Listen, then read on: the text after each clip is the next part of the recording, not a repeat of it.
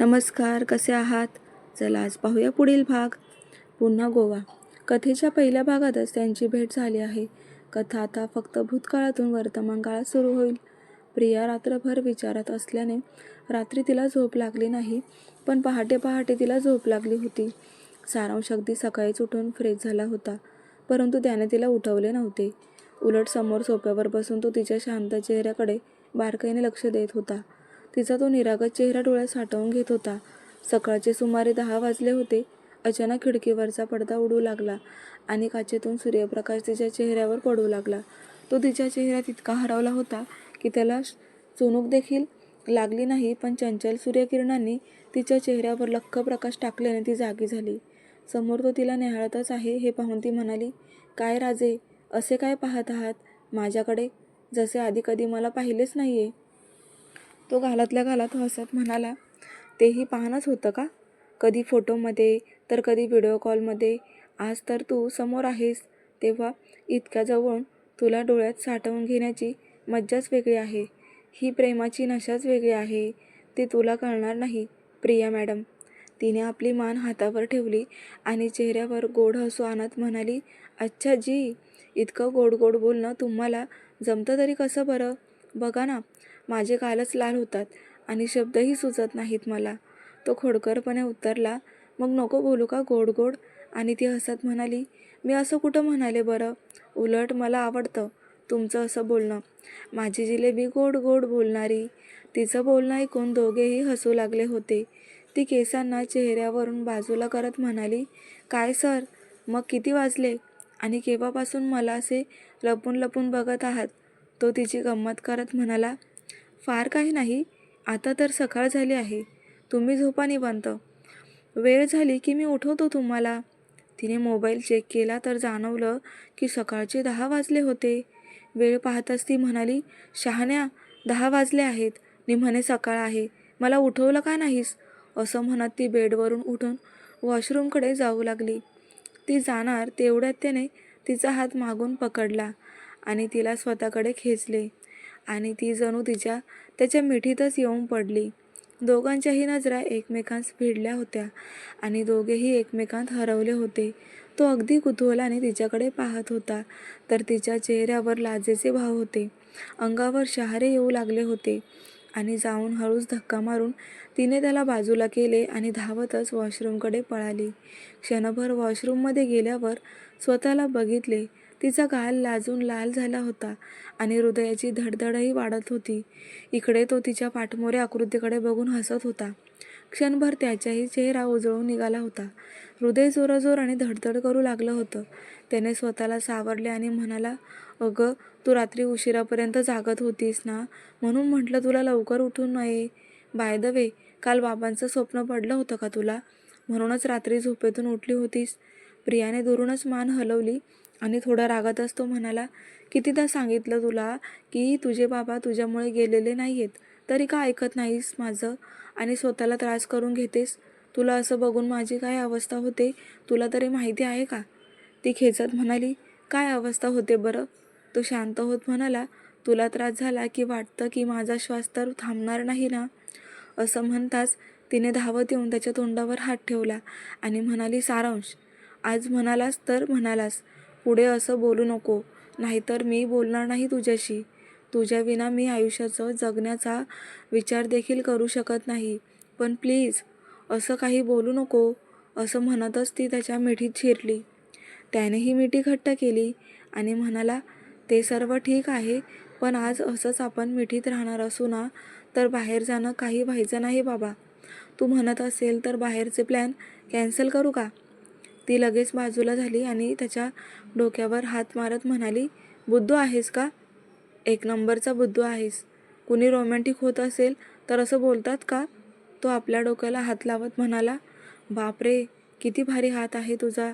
एकदा पडला तर इतके दुखतं आहे आणि आयुष्यभर पडला तर काय होईल काय माहिती." आणि ती त्याच्यावर हसत म्हणाली, "बरं झालं मग मी बायको नाहीये तुझी, नाहीतर रोज घेतलं असतं तुला फाईलवर. माझी सर्व कामं तुझ्याकडून करून घेतले असते आणि मी बसले असते महाराणीसारखी तुला पाहत." ते दोघेही एकमेकांकडे पाहत होते आणि दोघांनाही राहवलं नाही. व ते हसून पडले. थोडा वेळ गेला. शेवटी तोच म्हणाला, बरं चल, भरपूर वेळ झाला आहे, चेंज करून घे, आपण जरा फिरून येऊ. फ्रेश झाल्यावर तिने लगेच कपडे चेंज केले आणि दोघेही बाहेर पडले. काही वेळातच ते बाहेर पडले आणि दिवसाची सुरुवात कॉफीने केली. बाहेर समुद्रकिनारी बरेच लोक जमले होते आणि सर्व समुद्रकिनारी खेळत होते. जाता जाता तिने त्याचा हात केव्हा पकडला त्यालाही कळले नाही आणि त्यानेही तिचा हात घट्ट पकडला. ते समुद्रकिनारी पोहोचलेच होते की प्रिया पाण्यात जाण्यासाठी जिद्द करू लागली होती. तर सारांश जाण्यासाठी मनाई करत होता, पण तिने त्याचं काहीही ऐकलं नाही आणि त्याला ओढतच आतमध्ये घेऊन गेली.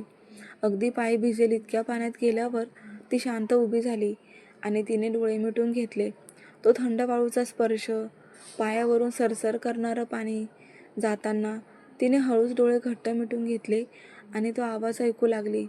तिने त्याचा हात आताही सोडला नव्हता, तर सारांश बारीक नजरेने तिची प्रत्येक हालचाल टिपू लागला होता. तिने काही क्षण डोळे उघडले नाही.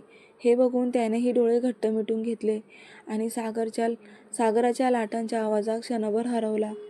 तो शांतपणे भ्रमण करणारा समुद्र जणू त्याच्या हृदयात बसला आणि तो डोळे घट्ट मिटून तसाच उभा राहिला. प्रिया त्याचा हात सोडून केव्हाच गेली आहे हे त्याला कळलंही नाही. ती सारांश डोळे खोलेल म्हणून वाट पाहत होती, तर सारांश आपले डोळे खोलत नाही म्हणून प्रियाने त्याच्यावर पाणी उडवण्यास सुरुवात केली. पाणी अंगावर पडताच तो भानावर आला. त्याने समोर पाहिले तर प्रिया त्याच्यावर पाणी फेकत होती आणि त्याचं अर्ध शरीर पाण्याने ओलं झालं होतं. त्यालाही आता राहावलं नाही आणि तोही तिच्या अंगावर पाणी फेकू लागला. तर आपल्या अंगावर पाणी येऊ नये म्हणून प्रिया दूर दूर पळत होती. प्रिया समोर तर मागे तो, असं त्यांचं पळणं सुरू होतं. प्रियाला समोर धावता धावता पायात काहीतरी रुतलं आणि ती मधातच थांबली. तिला वेदनेने पाय हलविता येत नव्हता, त्यामुळे ती तिथेच उभी राहिली.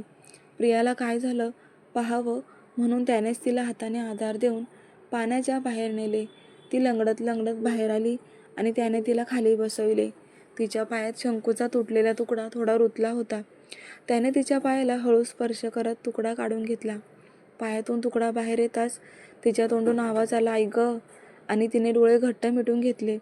तिने जरी वेदनेने डोळे बंद करून घेतलेले होते तरीही तो तिच्या शांत चेहऱ्यात हरवला होता आणि डोळे उघडल्यावर तो म्हणाला, ए झाशीची राणी, अशी तर सर्वांना झाडून काढतेस आणि आज एवढ्या छोट्या तुकड्याला घाबरतेस.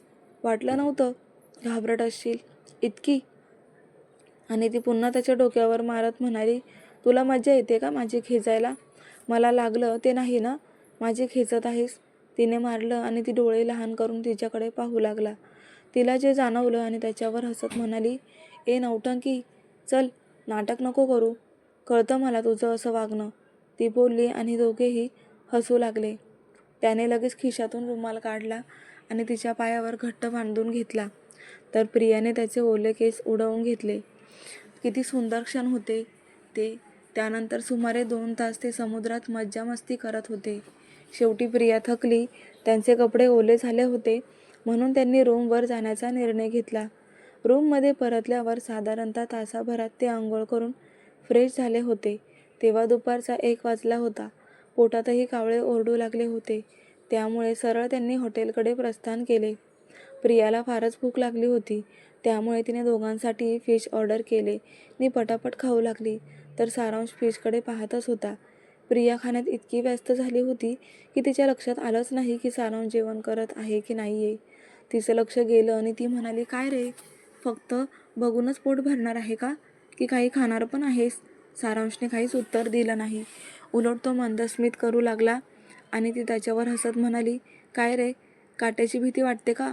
मग आधी का नाही सांगितलंस? आपण बिना काट्याची मागवली असती. वेंदळटच आहेस पक्का, ती त्याच्यावर हसत म्हणाली. आणि तो तोंड पाळून शांत बसला होता. तिला त्याचं लहान तोंड करणं आवडलं नाही म्हणून त्याच्याकडची प्लेट घेत म्हणाली, अगदी कुकुलं बाळ असल्यासारखंच वागतोयस बाबा, आणि मी काढून देते काटे, आण. आणि ती त्याची प्लेट घेऊन काठीविरहित भाग त्याला देऊ लागली आणि म्हणाली, कसं होईल रे तुझं सारांश? आणि आतापर्यंत शांत असलेला तो म्हणाला, तू आहेस ना, मग सर्वच चांगलं होईल. आता त्याने जेवण करायला मान खाली घातली होती तर ती त्याच्या शांत चेहऱ्याकडे पाहत होती. अगदी साधा होता तो, कुणालाही न दुखावणारा आणि आपल्याच जगात रममाण असणारा. त्याचं जेवण आटोपलं आणि ते परत रूमवर येऊ लागले. येताना पण ती त्याला चिडवत होती आणि त्यावेळी तिच्या चेहऱ्यावर हसू होतं. तर तिच्या चेहऱ्यावर हसू आहे म्हणून त्याचाही चेहरा प्रफुल्लित झाला होता. काही क्षणात ते रूमवर पोहोचले आणि बेडवर पडले. मोबाईलवर मोहितचा कॉल येऊन गेला होता म्हणून तिने त्याला परत कॉल केला आणि साधारणतः 5 मिनिटं बोलून तिने फोन कट केला. तर त्यानंतर लगेच तिने भैयाला फोन केला आणि संध्याशी बोलली. सुमारे 20 ते 25 मिनिटे फोनवर बोलल्यावर तिने फोन ठेवला. सध्या भैयाकडे नीट राहते आहे हे ऐकून तिची चिंता मिटली होती. तिने फोन ठेवला आणि समोर त्याच्याकडे पाहू लागली. तो समोर सोफ्यावर बसून मोबाईल वापरत होता. त्याचं तिच्याकडे लक्षच नव्हतं. हे पाहून ती त्याला शांतपणे निहाळू लागली आणि त्याचा चेहऱ्याच्या हालचाली नीट टिपू लागली. तिने त्याच्या डोळ्यात आधीच बघितले होतं. ते शांत डोळे त्याच्या मनातलं सर्व काही सांगत होती. तर तिने आता लक्ष केलं तेव्हा समजलं की त्याचं नाक थोडं मोठं आहे आणि ती गालातल्या गालात हसू लागली. त्याला निहाळता निहाळता तिचे डोळे जड झाले आणि ती झोपी गेली. प्रियाची रोपं उघडली तेव्हा सायंकाळ झाली होती. सारांश फ्रेश होऊन सोफ्यावर बसून होता. बहुधा तो तिची उठण्याची वाट पाहत होता. ती उठली तेव्हा त्याने गोड स्मित केलं आणि पुन्हा एकदा मोबाईल वापरण्यात व्यस्त झाला. तर प्रिया 15 मिनिटात तयार होऊन बाहेर आली. आज तिने आरशात बघून केस विसरून घेतले. तिला त्या क्षणी वाटत होतं की सारांशने आपल्याकडे पाहावं आणि आपली स्तुती करावी, कमीत कमी मागून घट्ट मिठी मारावी म्हणून ती आरशात त्याला पाहत होती. पण त्याचं पूर्ण लक्ष आत्ताही मोबाईलकडे होतं. तिची सर्व तयारी करून झाली आणि ती त्याच्याजवळ येऊन उभी राहिली आता आणि तेव्हाच त्याचं तिच्यावर लक्ष गेलं. जी रागाने त्याच्याकडे पाहत होती आणि म्हणाली, असा तर खूप रोमॅन्टिक होत असतोस, पण समोर आहे तर ढुंकूनही पाहत नाहीस. समोर मी आहे तर एखादी कविता ऐकवावी ती नाही. उत्तर बसलास मोबाईल घेऊन. आता मी बोलणारच नाही तुझ्याशी.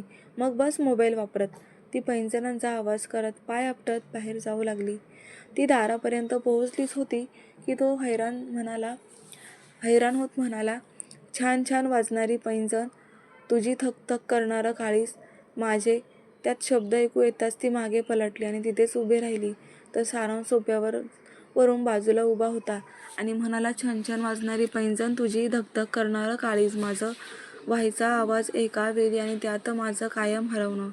आठवत असेलच तुला, तू वाजवायचीस जाणून पैंजण आणि ऐकायचीस माझ्या हृदयाची धडधड.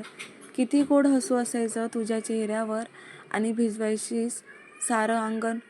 आठवत असेल तुला, एकदा तुझी पैंजण हरवली आणि भीतीने तुझे डोळे बोलू लागले, टपोऱ्या डोळ्यातील अश्रू पुसताना.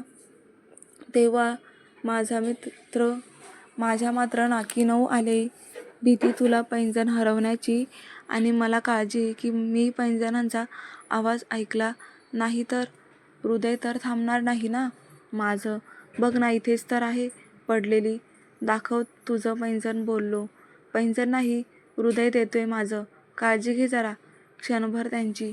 तुझ्या पायात पैंजण बांधताना जणू हृदयसुद्धा बांधलं. तुझ्या कोमल पायात मी बांधलो गेलोय आता तुझ्या पैंजणांशी. तेव्हा पैंजण तुझं हरवू नकोस आणि हृदयात माझं सामावलेलं त्यात हे मात्र विसरू नकोस. कविता ऐकताच तिने धावतच त्याला मिठी मारली. डोळे अश्रूने भरलेले होते तर ओठांनी सारांशच्या कपाळी मोहर उठवायला सुरुवात केली होती. तर प्रेक्षकांनो, कसा वाटला आजचा भाग कमेंट करून नक्की कळवा. याच्या पुढील भाग अजूनच जबरदस्त होणार आहे. स्किप करू नका, पाहत राहा.